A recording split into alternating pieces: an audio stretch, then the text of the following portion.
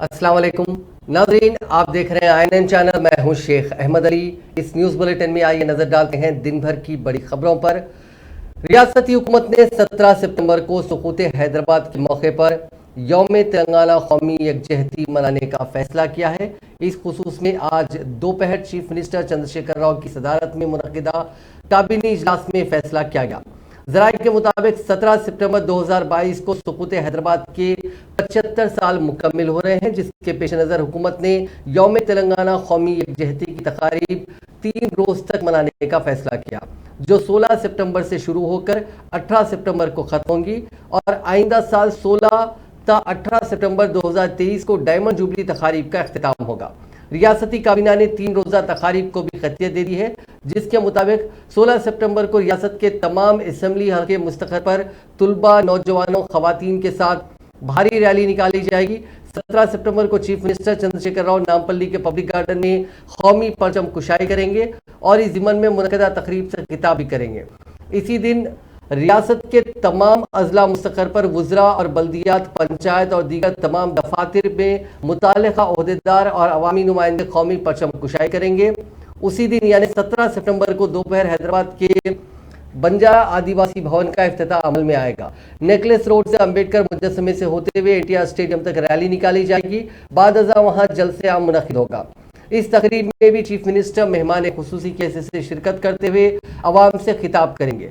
तकरीब के आखिरी दिन यानी 18 सितंबर को रियासत के तमाम अजला मुस्तक़र पर मुजाहिदीन आज़ादी को तहनीत पेश की जाएगी। शोरा और फनकारों को इनामात से नवाजा जाएगा और दीगर तकारीब का भी एहतमाम किया जाएगा। आज मुनक़िदा काबीना का इजलास तकरीबन 3 घंटों तक जारी रहा, जिसमें कई अहम फैसले लिए गए, जिनमें ग्रेटर हैदराबाद म्यूनसिपल कॉरपोरेशन के अलावा दीगर म्यूनसिपल कॉरपोरेशन में कोऑप्शन मेंबर्स की तादाद में इजाफे को मंजूरी दी गई। GHMC में कोऑप्शन मेंबर्स की तादाद को 5 से 15 कर दिया गया, जबकि दीगर कॉरपोरेशन में ये तादाद 5 से बढ़ाकर 10 कर दी गई। इस सिलसिले में करारदाद को मंजूरी दी गई। सदर कुल हिंद मजलिस इत्तेहादुल मुस्लिमीन व रुकन पार्लियामेंट बैरिस्टर असदुद्दीन अवैसी ने मरकजी और रियासती हुकूमतों से मुतालबा किया कि वो 17 सितंबर को रियासत हैदराबाद के हिंदुस्तान के इंज़माम को कौमी यकजहती दिन के तौर पर मनाते हुए कौमी यकजहती को फ़रोग़ दे, न कि फ़िरक़ा वाराना मुनाफ़रत फैलाए। बैरिस्टर असदुद्दीन अवैसी ने आज दारुस्सलाम में मीडिया से बात करते हुए कहा कि मजलिस इत्तेहादुल मुस्लिमीन ने आज मरकजी वज़ीर दाखिला अमित शाह और वज़ीर आला चंद्रशेखर राव को मकतूब रवाना करते हुए नेशनल इंटीग्रेशन डे के इनेकाद का मशवरा दिया और मजलिस 16 सितंबर को इंज़माम हैदराबाद की मुनासिबत से ईदगाह मीर आलम से तिरंगा रैली मुनज़्ज़म करेगी, जो तीगल कुंडा में जलसे आम में तब्दील हो जाएगा। असद अवैसी ने ऐलान किया कि अगर मरकजी हुकूमत यौम कौमी यकजहती मनाने का ऐलान करती है तो मजलिस उस तकरीब में हिस्सा लेगी।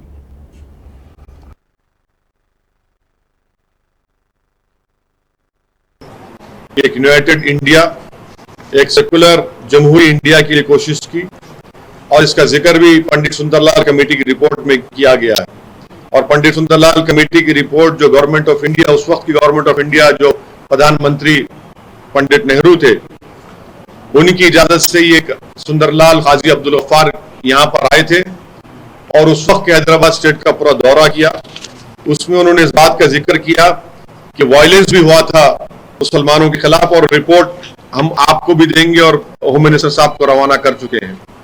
यकीनन हैदराबाद स्टेट आजाद हुआ कॉलोनियलिज्म से, फेडरलिज्म से, तो इसको सिर्फ लिबरेशन का नाम देना ये गलत होगा, बल्कि इसको कौमी यकजहती का दिन के तौर पर मनाना चाहिए।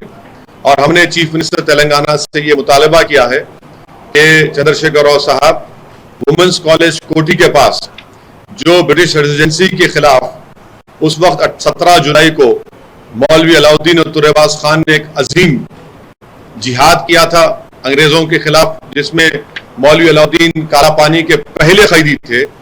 30 साल वहीं पर गुजारे, वहीं पर उनका इंतकाल हुआ। काला और तुरेबाज खान को तूपरान के पास गोली मारकर, मौजूदा तूपरान के पास गोली मारकर उनकी लाश को सुल्तान बाजार पर कई दिन तक लटकाया गया था। हम उम्मीद करते हैं कि तेलंगाना की सरकार और नरेंद्र मोदी की सरकार 17 सितंबर को नेशनल इंटीग्रेशन डे के तौर पर मनाएगी, कौमी यकजहती के दिन के तौर पर मनाएगी और 16 सितंबर के दिन 2 बजे ईदगाह मीरालम के पास हम तमाम लोग, हमारे पार्टी के जिम्मेदार एमएलए, हम सब जमा होकर एक मोटरसाइकिल या रैली की शक्ल में हम लोग वहां से निकलकर हम लोग तीगलकुंटा को जाएंगे, जिसको हमने तिरंगा यात्रा का नाम दिया है। वहां पर तिरंगा लहराया जाएगा तीगलकुंटा में, और वहां पर एक पब्लिक मीटिंग होगी कौमी यकजहती के दिन के ताल्लुक से। तो ये आप तमाम को बताने के लिए हमने आपको सहमत दी है। और वो रिपोर्ट्स दे दो भाई सबको, लेटर्स और रिपोर्ट्स, ये दोनों लेटर सीएम के नाम पे और अमित शाह होम मिनिस्टर के नाम पे ये लेटर्स है। हाँ, ये लेटर भी है और पंडित सुंदरलाल की रिपोर्ट भी है, उसमें आप लोग उसको देख भी सकते हैं। एक यूनाइटेड इंडिया। बीजेपी के रियासती सदर बंडी संजय ने इल्जाम लगाया कि टीआरएस और मजलिस तारीख को गलत अंदाज में पेश करने की कोशिश कर रहे हैं। उन्होंने कहा कि दारुसलाम से अहकामात मिलने के बाद टीआरएस हुकूमत ने यौम आज़ादी तेलंगाना की तकरीब सरकारी तौर पर मनाने का ऐलान किया है। रियासती काबीना में 17 सितंबर को तेलंगाना यौम कौमी यकजहती मनाने का फैसला करने के बाद मीडिया से बात करते हुए बंडी संजय ने कहा कि तेलंगाना की तश्कील की मजलिस ने मुखालिफत की थी, लेकिन आज बीजेपी के दबाव में आकर टीआरएस और मजलिस ने यौम आज़ादी तेलंगाना की तकरीब मनाने का फैसला किया है।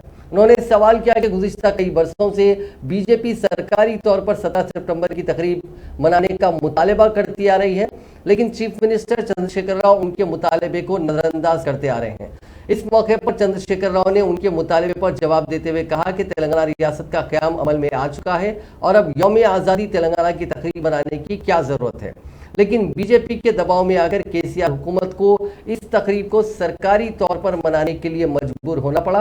उन्होंने कहा कि अलहदा रियासत तेलंगाना की तहरीक के दौरान भी केसीआर ने यौम आज़ादी तेलंगाना की तकरीब सरकारी तौर पर मनाने का वादा किया था, लेकिन रियासत की तश्कील और टीआरएस के इक़्तिदार में आने के बाद मजलिस के दबाव में आकर गुज़िश्ता 8 साल से इस तकरीब को नहीं मनाया, जो बाइस शर्म है। उन्होंने कहा कि अब तक चीफ मिनिस्टर ने तेलंगाना की आज़ादी के लिए लड़ने वाले शहीदों की तौहीन की है। उन्होंने कहा कि 17 सितंबर को तेलंगाना, कर्नाटका, महाराष्ट्र ने यौम आज़ादी तेलंगाना की तकरीब का एहतमाम होने वाला है। साबिक वजीर और तेलंगाना स्टेट लेजिस्लेटिव काउंसिल के साबिक leader of opposition Mohammed Ali Shabbir ने आज मुतालबा किया है कि रियासती हुकूमत सुप्रीम कोर्ट में जारी 4% मुस्लिम तहफ़्फ़ुज़ात के केस को लड़ने के लिए सीनियर लॉयर्स की एक टीम तश्कील दे। इस केस की हियरिंग 13 सितंबर से शुरू होने वाली है। आपको बता दें कि इस सिलसिले में मोहम्मद अली शब्बीर ने आज सीनियर काउंसिल जो सुप्रीम कोर्ट में है और साबिक मरकज़ी वज़ीर सलमान खुर्शीद उनसे मुलाकात की। दिल्ली में मुलाकात हुई। इसमें 4% मुस्लिम तहफ़्फ़ुज़ात के केस के बारे में तफसीली तबादला ख्याल किया गया। मोहम्मद अली शब्बीर इस केस में एक पिटिशनर है, जबकि तेलंगाना और आंध्र प्रदेश हुकूमतें भी इस केस को लड़ रही हैं। 2004 में डॉक्टर वाई.एस. राजशेखर रेड्डी के दौर में मुसलमानों को तहफ़्फ़ुज़ात के दिए गए थे। उस वक्त रियासती वज़ीर की हैसियत से मोहम्मद अली शब्बीर ने पहले 5% तहफ़्फ़ुज़ात थे, बाद में हाईकोर्ट के अहकाम पर इन्हें 4 किया गया। इन तहफ़्फ़ुज़ात को लाने में इनका बहुत अहम रोल रहा। इसकी पूरी कार्रवाई 1994 में शुरू हुई थी। 30 अगस्त 1994 को एक जियो इशू हुआ था, जियो MS नंबर 30। उस वक्त इन्होंने मुसलमानों को तहफ़्फ़ुज़ात देने की कार्रवाई शुरू की थी।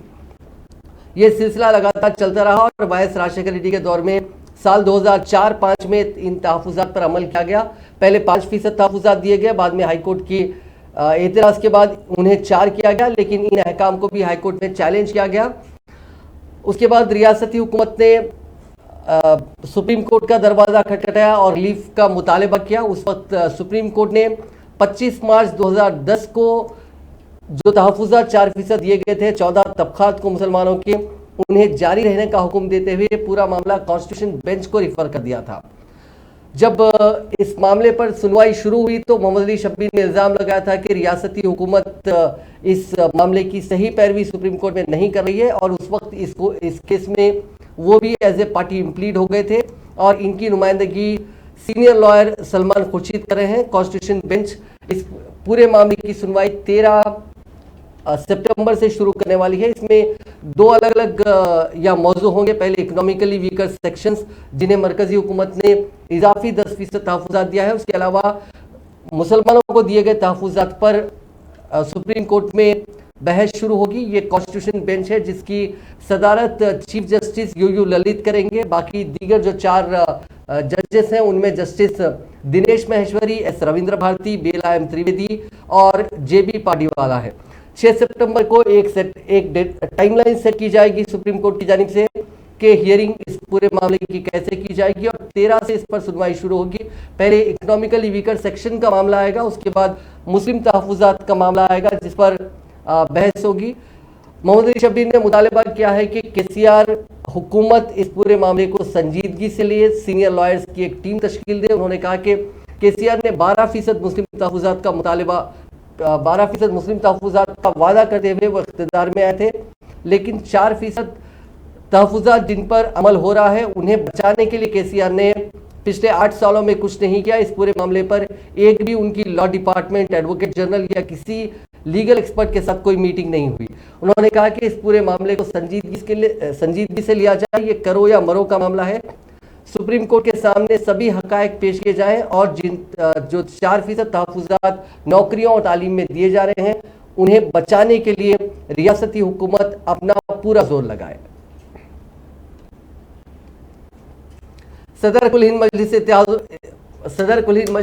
मुस्लिमीन व रुकने पार्लियामेंट असदुद्दीन अवैसी ने वज़ीर आला चंद्रशेखर राव से मुतालबा किया कि वो सुप्रीम कोर्ट में जारी 4% मुस्लिम तहफुजात में पैरवी करने के लिए सुप्रीम कोर्ट के तजुर्बेकार और बाद सलाहियत वकला के पैनल का तखर्रुर करें। वज़ीर आला जगन मोहन रेड्डी ने भी इस मामले में वो भी क्योंकि फरीक हैं आंध्र प्रदेश हुकूमत, इन्होंने कहा कि वो काफ़ी दिलचस्पी ले रहे हैं और वज़ीर आला चंद्रशेखर राव और जगन मोहन रेड्डी इन दोनों को इस मामले में खुसूसी दिलचस्पी लेने की ज़रूरत है।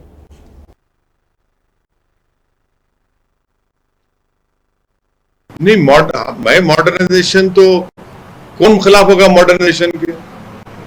आप खिलाफ है क्या मॉडर्नाइजेशन के? मैं भी खिलाफ नहीं हूं। मैं भी आपकी तरह दुनिया में रहता हूं भाई। मैं भी चाहता हूं कि जल्द से जल्द 5G आ जाए। सर्वे होने दीजिए। हाँ, सर्वे क्यों नहीं? सर्वे मॉडर्नाइजेशन के लिए नहीं हो रहा है। देखिए, आप लोग समझ नहीं रहे, क्रोनोलॉजी समझिए। ऐसा समझाएंगे आपको। सर्वे किस लिए हो रहा है? क्योंकि national commission for child protection rights ने कहा, अब नेशनल प्रोटेक्शन चाइल्ड का वो तो अड्डा बना हुआ है एक हिंदुत्व आइडियोलॉजी को प्रमोट करने का। तो जो बच्चे गवर्नमेंट स्कूल में पढ़ रहे हो बच्चे नहीं है, जो बच्चे प्राइवेट स्कूल में पढ़ रहे हो बच्चे नहीं है, जो बच्चे आरएसएस के शिशु विहार सरस्वती मंच पढ़ रहे हैं उसमें बच्चे नहीं है। उनका सर्वे क्यों नहीं होगा भैया? आप एक सिलेक्टेड टारगेटेड सर्वे कर रहे हैं ताकि डेटा हासिल करने के बाद उनको हरास किया जाए। इसीलिए मैंने कहा कि सर्वे अगर कराना है तो गवर्नमेंट स्कूलों का करवाइए, जिसमें कितने बच्चों के स्कूल में टॉयलेट्स हैं। आप तो महिला जर्नलिस्ट हैं, आप मेरी बात को बेहतर समझ सकते हैं। कितने गवर्नमेंट स्कूलों में पीने का पानी है, बिजली है। आप ही के प्रमोद साहब, आपने दिखाया था ANI पर कि उत्तर प्रदेश के एक स्कूल में पानी आ गया तो टीचर ने बच्चों से कहा कि बच्चों चेयर रख दो, तो चेयर के ऊपर चढ़ के टीचर गई। उसका सर्वे नहीं हो रहा है। हुआ ना, आप भी दिखाए थे, जी भी दिखाए थे, आपने सब जगह दिखाई। नहीं, मैं राशन शॉप पर वज़ीर आज़म नरेंद्र मोदी की तस्वीर ना पाने के बाद तेलंगाना में एक जिला कलेक्टर पर मरकजी वज़ीर फाइनेंस निर्मला सीतारमण की बरहमी के एक दिन बाद तेलंगाना राष्ट्र समिति के कारकुनों ने हफ्ते को LPG सिलेंडर्स पर मोदी के पोस्टर छिपा कर दिए। TRS ने गुज़िश्ता 8 साल के दौरान पकवान गैस की कीमतों में गैर मामूली इजाफे के खिलाफ ये एहतजाज किया। TRS कायदीन ने निशानदेही की कि मोदी जब 2014 में वज़ीर आज़म बने उस वक्त LPG की कीमत सिर्फ 410 रुपए थी। TRS लीडर M कृष्णक ने अपने ट्विटर अकाउंट पर LPG सिलेंडर्स पर मोदी के पोस्टर के वीडियो क्लिप पोस्ट किए। कल ही निर्मला सीतारमण ने राशन की एक दुकान पर वज़ीर आज़म की तस्वीर की अदम मौजूदगी पर कामारेड्डी के जिला कलेक्टर जितेश V पाटिल पर बरहमी जाहिर की थी। उन्होंने कहा था कि वज़ीर आज़म गरीब कल्याण योजना के तहत गरीबों को चावल सरबराह कर रहे हैं और तेलंगाना में राशन की दुकान पर हुनूस वज़ीर आज़म की तस्वीर आवेदन नहीं की गई है। मरकजी वजीर की इस बरहमी पर मुख्तलिफ गोशों की जानिब से तनकीदें की जा रही हैं।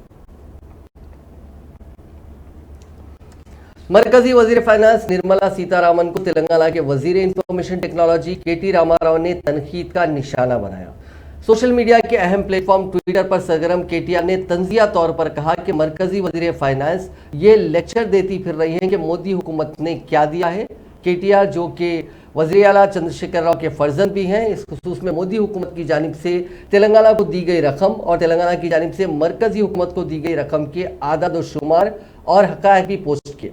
उन्होंने कहा कि हर रुपया जो तेलंगाना मुल्क के लिए दे रहा है उसके बदले उसको सिर्फ 46 पैसे ही बदले में मिल रहे हैं। मैडम, तमाम बीजेपी ज़ेर इख्तियार रियासतों की राशन की दुकानात पर यह बैनर लगाने का वक्त आ गया है। Thank you Telangana. वाज़ेह रहे कि निर्मला सीतारामन ने जुमे को कलेक्टर कामारेड्डी जितेश पाटिल पर बरहमी का इजहार किया था, जब वो राशन की दुकानात के जरिए सप्लाई किए जाने वाले चावल में मरकज और तेलंगाना की हिस्सेदारी पर जवाब देने में नाकाम रहे। साथ ही उन्होंने राशन की दुकानात पर मोदी की तस्वीर न होने पर भी सवाल उठाए थे। उन्होंने वाज़ेह किया था कि मरकजी हुकूमत रियासत में 1 रुपया चावल की सप्लाई में काबिल लिहाज हिस्सेदारी रखती है। केटीआर ने मरकजी वजीर के गुज़िश्ता रोज उस खुसूस में किए गए दावों का जवाब दिया। उन्होंने पोस्ट में लिखा कि 2014-15 में तेलंगाना हुकूमत ने मरकज को 40,727 करोड़ रुपए दिए, जबकि मरकज ने उसे 15,307 करोड़ रुपए वापस दिए। 25,420 करोड़ रुपए हुनूस वाजिबुल अदा है। साल 2015-16 में मरकजी हुकूमत को तेलंगाना ने 52,250 करोड़ रुपए दिए, जबकि मरकज ने तेलंगाना को 21,745 करोड़ रुपए वापस किए। 30,505 करोड़ रुपए वाजिबुल अदा है। इसी तरह हर साल जो तेलंगाना का कंट्रीब्यूशन रहा और मरकज की जानिब से ग्रांट्स तेलंगाना को दी गई उसकी तफसीलात उन्होंने अपने ट्विटर पर शेयर की। उन्होंने कहा कि रियासती हुकूमत से मरकज ने income tax, central excise, customs duty, services tax और सीजीएसटी की शक्ल में ये रकूमात वसूल की हैं।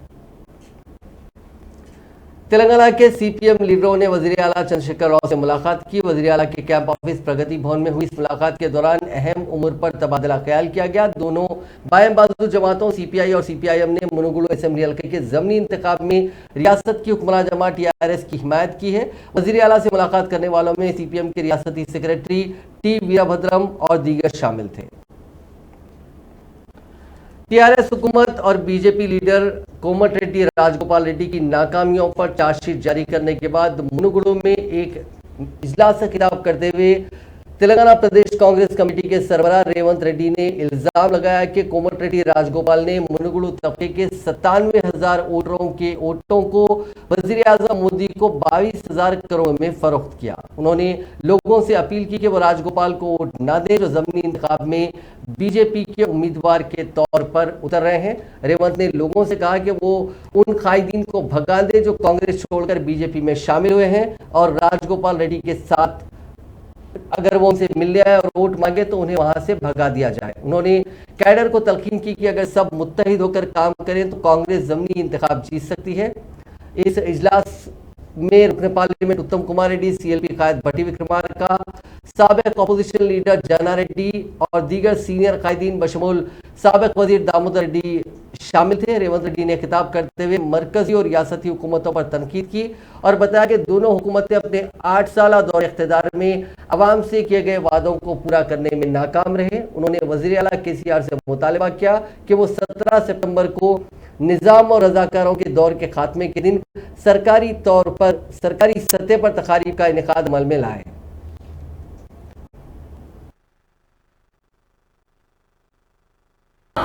ప్రాంతం పేరు మీద మతం పేరు మీద విభజన తీసుకొచ్చి ప్రజల మధ్య వైషమ్యాలు రెచ్చగొట్టి మతపు ప్రాతిపదికన ఇవాళ కొట్లాటలు పెట్టాలని చూస్తున్నారు.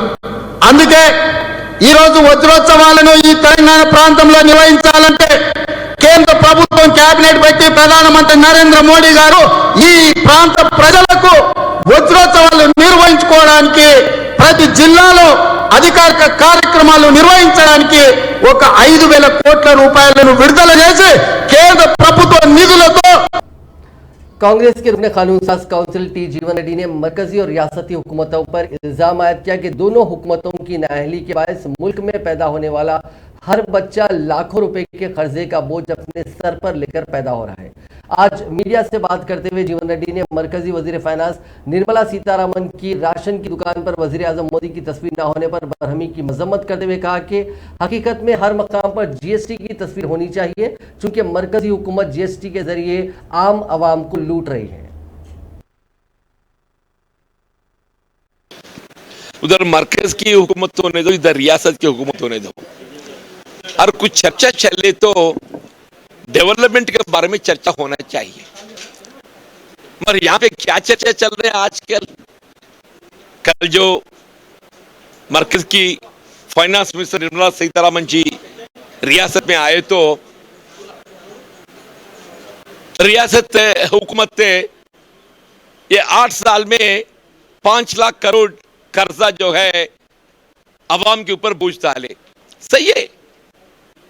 उधर हरीश राव साहब क्या बोलते, अरे हम तो सिर्फ 5 लाख करोड़ डाले, आप तो 130 लाख करोड़ डाले ना बोल के हरीश राव साहब बोल रहे। वो भी सही है।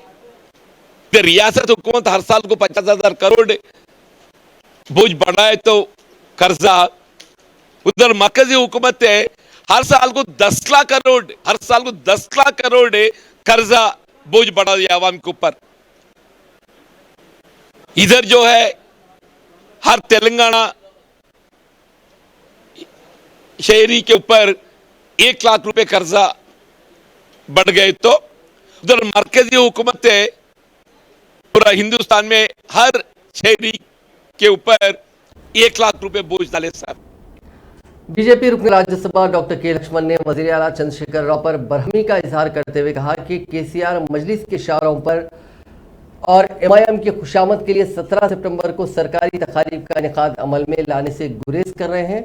हालांकि केसीआर ने रियासत के अवाम से इख्तियार हासिल करने से कबल वादा किया था कि तेलंगाना की तश्कील के बाद 17 सितंबर को निज़ाम की हुकूमत के खात्मे और हैदराबाद को मुल्क में शामिल करने के तारीखी रोज़ 17 सितंबर को यौम नजात के तौर पर सरकारी तकारीब का इनेकाद अमल में लाया जाएगा।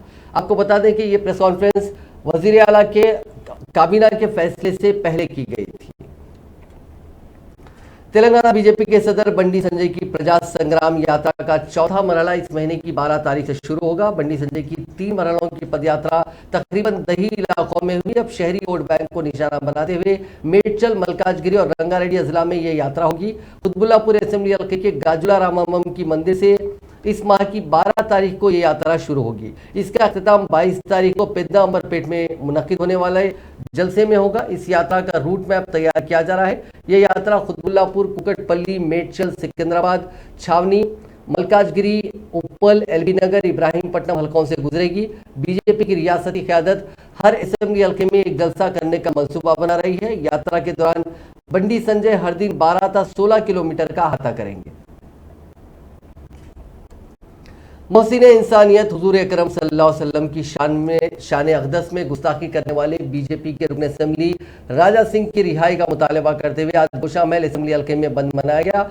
मलून राजा सिंह जो इस हल्के की असेंबली में नुमाइंदगी करता है, फिलहाल चर्लपल्ली जेल में महरूस है। उस जेल में उसकी सिक्योरिटी में इजाफा कर दिया गया है और उसके बैरक को भी सिक्योरिटी वजूहात की बिना पर बदल दिया गया। जाफरानी जमात से मुअत्तल मलून रुकन असेंबली के हामियों ने उसकी रिहाई का मुतालबा करते हुए गोशा महल असेंबली हल्के में बंद मनाया, जिसके पेश नज़र दुकानात और तिजारती इदारे बंद रहे और पुलिस ने सख्त चौकसी अख्तियार करते हुए सिक्योरिटी में इजाफा कर दिया।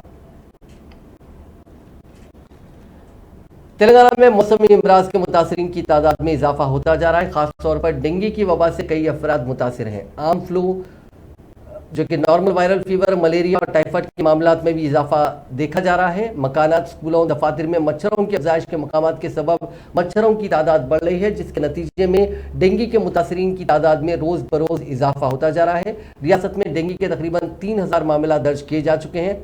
खासतौर पर शहर हैदराबाद में मुतासरीन की तादाद ज़्यादा है। रियासती दारुल हुकूमत में अब तक तकरीबन 13,000 डेंगू के तशखीसी मायने किए गए, जिनमें तकरीबन 1500 मुस्बित पाए गए और मुस्बित शरह यानी पॉजिटिविटी रेट 12% दर्ज की गई है। रंगारेड्डी, मेडचल समेत खम्मम, करीमनगर, संगारेड्डी, आदिलाबाद अजला में डेंगू का ज्यादा असर देखा जा रहा है। साथ ही मौसमी वबा के मामला भी ज्यादा दर्ज किए जा रहे हैं। हर घर में एक फर्द बुखार से मुतासिर दिखा जा रहा है। डॉक्टर शंकर, सुपरिंटेंडेंट फीवर अस्पताल हैदराबाद ने कहा कि तकरीबन 40 से 60% वायरल फीवर के मामला देखे जा रहे हैं। इनमें कई छोटे बच्चे, ज़ईफ अफराद शामिल हैं। बेशतर मुतासरीन बुखार, बदन दर्द, गले में दर्द, जिल्द पर धब्बे जैसे अलामात से अस्पताल से आउट पेशेंट के तौर पर रुजू हो रहे हैं। हैदराबाद के गांधी फीवर अस्पतालों में बुखार के मुतासरीन की तादाद काफी ज्यादा देखी जा रही है।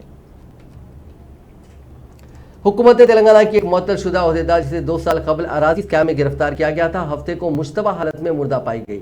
शेखपेट की साबिक तहसीलदार सीए सुजाता मुर्दा पाई गई। मौत की वजूहात का फौरी तौर पर इल्म ना हो सका। शुबा किया जा रहा है कि इस खातून ने 2020 में अपने शोहर की तरह ही खुदकुशी की है। सुजाता के अफराद खानदान ने ताहम कहा कि वो डेंगू और खल पर हमले के इमराज का इलाज करवा रही थी, जिसके शोहर अजय कुमार ने भी 17 जून 2020 को चिक्कड़पल्ली में वाक़ एक रिहायशी इमारत की 5वीं मंजिल के टेरेस से छलांग लगाकर खुदकुशी कर ली थी। जामिया उस्मानिया में पॉलिटिकल साइंस के असिस्टेंट प्रोफेसर अजय ने अपनी बीवी सुजाता की गिरफ्तारी और अराजी स्कैम में उसे अदालती तहवील में दिए जाने के चंद दिन बाद ही ये इक़दाम किया था। 8 जून 2020 को एंटी करप्शन ब्यूरो के हुकाम ने बंजारा हिल्स में 4865 मुरब्बा गज दराजी में करप्शन की शिकायत के सिलसिले में सुजाता को गिरफ्तार किया था और गांधीनगर में वाक़ उसके मकान पर धावा करते हुए तलाई जेवरात और 30 लाख रुपए नगद रकम बरामद की थी।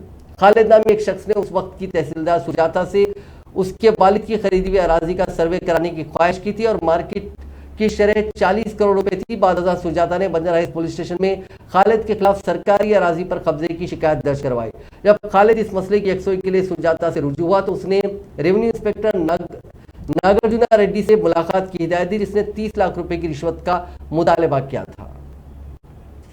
रचाकुंडे किलबीनगर पुलिस ने बुर्का पहनकर अपने रिश्तेदार के मकान में चोरी करने वाले तालिब इल्म और उसके 2 साथियों को गिरफ्तार कर लिया। पुलिस के मुताबिक 19 साल हमदान अशफाक, 19 साल तालिब इल्म मोहम्मद अयाज खान और 19 साल यासिर साकिन कुर्मागुड़ा को गिरफ्तार करके उनके पास से 36 तोले वजनी तलाई जेवरात, 9 दस्ती घड़ियां, यानम, एक डिजिटल कैमरा, एक मोटरसाइकिल, 405 अमरीकी डॉलर्स, एक मोबाइल फोन, जुमला मालियत 33 लाख 2,000 रुपए जब्त कर लिए गए। पुलिस के मुताबिक यासिर ने अपने रिश्तेदार के मकान में उस वक्त सुरखे का मंसूबा बनाया जब वो सालगिरह तकरीब में शिरकत के लिए गए हुए थे।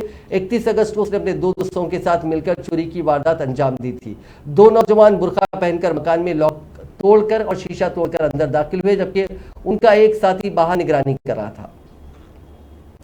रचाकुंडे की सीसीएस एलबी नगर की टीम ने एक बैन रियासती चोर को गिरफ्तार किया। उसके पास से 10 तोला वजनी तलाई जेवरात, एक ब्रेजा कार, एक स्कोडा कार, 2 मोटरसाइकिलें, एक लैपटॉप, 3 मोबाइल फोन, जुमला मालियत 35,55,000 रुपए जब्त कर लिए गए। मुलजिम की शिनाख्त 35 साल डी रमेश के तौर पर की गई, जो तेलंगाना के जिले सूर्यपेट का रहने वाला बताया गया। मुलजिम गाड़ियों और मकानात में सरके की 22 वारदातों में मुलविस बताया गया है। भद्राद्री कोत्तगुडम जिले के एलजी के शोरूम में आग लग गई। कल शब अचानक लगी ये आग देखते ही देखते फैल गई और उसने शोरूम की मुकम्मल इमारत को अपनी लपेट में ले लिया। इस वाक़े के नतीजे में शोरूम में रखे फ्रिजेस, एलईडीज, टीवी सेट जलकर खाकिस्तान हो गए। शोरूम के जिम्मेदारों के मुताबिक शॉर्ट सर्किट आग लगने की वजह है। इस वाक़े में किसी जानी नुकसान या फिर किसी के झुलसने की कोई इतला नहीं मिली। अलबत्ता बड़े पैमाने पर माली नुकसान जरूर हुआ। इतला मिलते ही फायर ब्रिगेड के अमले ने मौके पर पहुंचकर आग पर काबू पा लिया। पुलिस इस सिलसिले में जांच कर रही है। जिले करीमनगर के मनाकुंडूर में पेश आए सड़क हादसे में एक जोड़ा हलाक हो गया। यह हादसा जिले के मुंजमपल्ली में उस वक्त पेश आया जब कार का लॉरी से तसादुम हो गया। इस हादसे में कार में सवार जोड़े की मौत हो गई और बच्चे शदीद जख्मी हो गए। हादसे में कार को शदीद नुकसान पहुंचा।